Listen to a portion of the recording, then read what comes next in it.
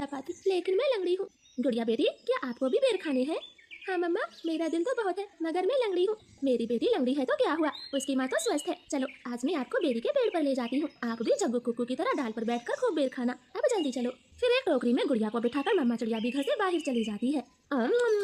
खट्टा मीठा बेर है, दिल कर रहा है इसकी गुठली भी खा जाऊं। नहीं जग्गू, गुठली नहीं खाना, बेर बहुत है, तुम बेर को ही खाओ। मैं तो कुछ बेर अपने घर भी लेकर जाऊंगा।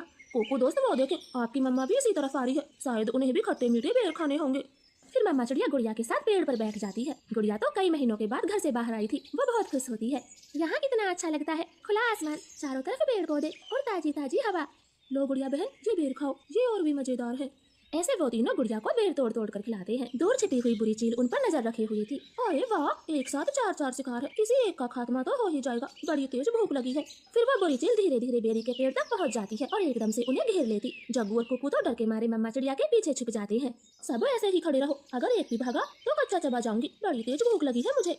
नाना चील जी, हमें जाने दे, हमारी जान बख्श दे, छोटे बच्चों पर रहम करें। नाना चिड़िया, किसी एक को तो अपना शिकार बनाकर ही खाऊंगी। चील उनके सामने बैठी थी, तभी धीरे से जग्गू कौवा कुक्कू के कान में बोलता है। कुक्कू दोस्त, इस चील को गुड़िया को सौंप देते हैं, वैसे भी गुड़िया लंगड़ी है, ये जी कर क्या करेगी, कम से कम हम तीनों की तो जान बचेगी। जग्गू की ये बात सुनकर कुक्कू तुरंत अपनी माँ से बोलता है, मम्मा मम्मा, गुड़िया को यहीं छोड़ दो और चलो यहाँ से, हम अपनी जान बचाते हैं।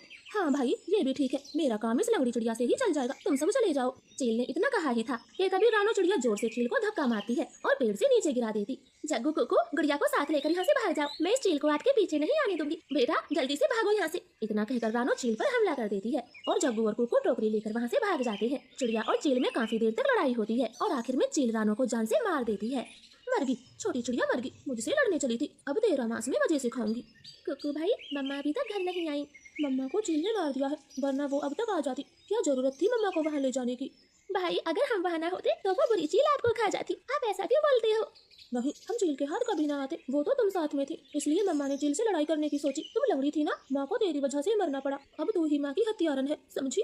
ऐसे कुक्कू तो गुड़िया को ही दोषी ठहराता है। अब गुड़िया का ध्यान रखने वाला कोई नहीं था। कुक्कू सारे सारे दिन बाहर घूमता फिरता, वो लंगड़ी बहन का बिल्कुल भी ख्याल नहीं रखता, चाहे वो भूखी हो या फिर प्यासी हो। भाई सुबह से रात हो गई है, आप मेरे लिए कुछ खाने को नहीं लाए।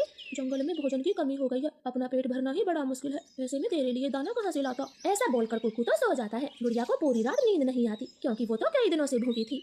मम्मा मम्मा, अगर आज आप जिंदा होती तो मेरा कितना ख्याल रखती, अब तो मुझे भी भूखा सोना पड़ता है। मैं क्या